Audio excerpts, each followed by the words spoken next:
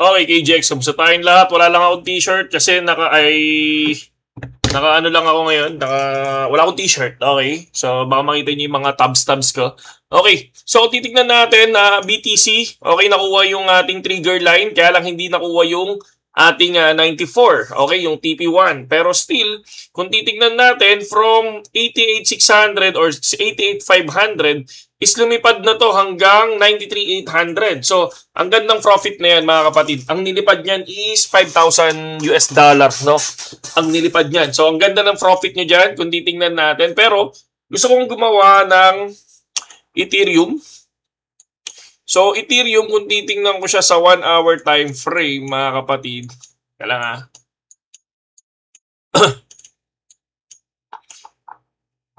Ethereum for 1-hour time frame. Kung titingnan natin, kung ako yung gagawa ng support dito, kung gusto kong mag-trade. I'm sorry pero gusto ko lang kasi mag-trade ngayon. Nasa inyo yan kung susunod kayo, not financial advice. Pero bahala kayo sa buhay nyo. Okay? So, okay. 3,055, pwede kong gawin naman yung cut loss natin na mataas naman, 3,069. So, possible hanggang 2,873, no? Gusto ko mag-short position for the Ethereum. Okay? So ngayon, yan lang yung nakikita ko mga kapatid sa Ethereum. Mabilisan lang tayo para at least gusto ko kasing makita yung mga news ngayon mga idol at sama-sama tayo dun sa news. For the BNB, so BNB ganun din for me, no? 1-hour time frame breakout, I think.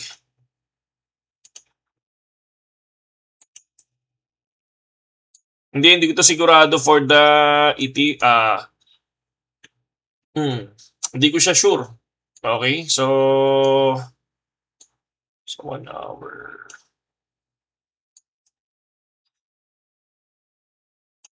Okay. So dito naman short din ang gagawin ko dito mga kapatid. Ayun na. Puta na nag-aano na Magsisimula na siya mga idol. Simula na siya.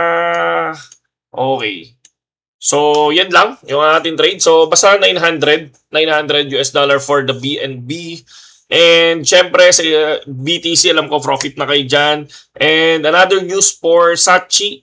Sachi is around 5.3 million market cap. Again, sinabi ko to sa reels natin sa Facebook. So, nakita niyo sabi ko, 3 million magkakaroon ng selling volume to. Nagkaroon nga, bumalik ng 2 million market cap, umabot din ng 1.7, and then sabi ko pag nakuha yung 4 million babagsak ulit to, and then bumagsak ulit ng 2.5 million.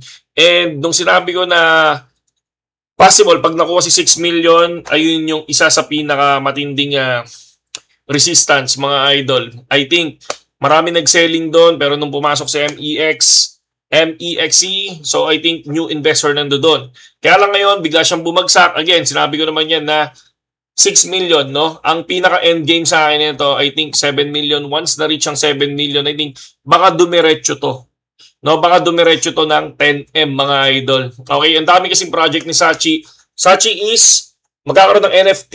So, sa Binance, kapag pumasok to sa Binance, I think maglalaro talaga ang market cap nito. No? So, gusto ko makita to. Wala akong Sachi. Again, wala akong Sachi. Pero gusto ko makita kung hanggang saan ang lipad ni Sachi. And then, for dito, September unemployment data came at 4.4%, expectation at 4.3%. So, kung titingnan natin, ano ba to? Bullish for crypto ba yan? Ito, US September unemployment data came at 4.4 versus 4.3% expected.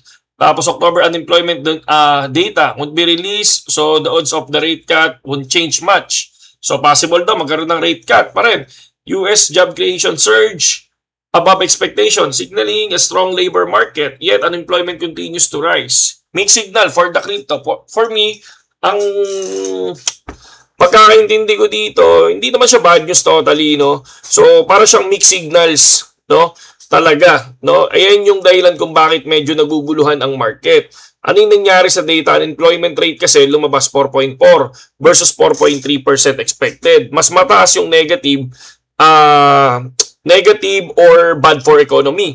Job creation surge above expectation. So, umangat eh, 'di ba? So surge above expectations. Ibig sabihin malakas pa rin ang labor market. So positive pa rin siya. So bakit mix siya? For me, mataas yung unemployment, humina yung economy. Mas mataas naman yung chance na magkaroon ng rate cut, 'di ba? For this December sana nga. 'Di ba? Malakas din yung job creation, 'di ba? Malakas yung economy, mas mababa yung chance ng rate cut. So kaya mix siya mga kapatid. Ngayon, for me, kaya sabihin na nating mix, no? Sabihin na nating mix. Kaya bad to, hindi siya outright na bad talaga. Ang tamang term dito, I think, siguro confusing. No, yun yung tingin ko dito, neutral or negative for crypto. Parang ganun. Neutral to negative for crypto, parang ganyan. So, ano yung mga key factors na pwede nating tingnan? Syempre dito, sabi dito, yet unemployment continues to rise. Usually good for crypto. No, rate cut like earlier, 'di ba? Ngayon, pero konti lang taas kasi parang nasa 0.1 lang, 'di ba? Kaya hindi enough para i-push talaga ng Fed yung rate cut. Kaya nga sabi ko nga mix neutral, parang ganoon siya, 'di ba? Job creation, syempre ano bang nito? Job creation beating forecast, no? Bad for crypto equals bad for crypto 'yon.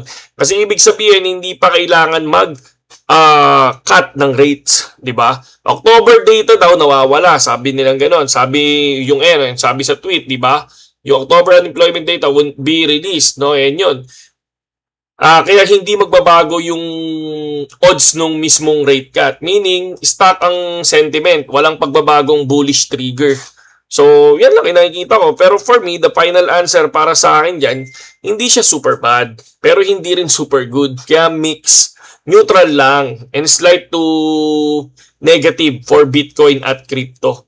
No? Kasi ako medyo lang talaga ako. Medyo bearish lang talaga ako kay BTC. Alam niyo naman yan, di ba? So for me, pag lumipad pa yan, again, wala naman na akong wala naman na akong sorry. Kahit anong investment ngayon sa crypto, nagpo-future na lang ako. And kasi ang iniisip ko dito mga idol is talagang nag-iipon na ako ng USDT for talpakan.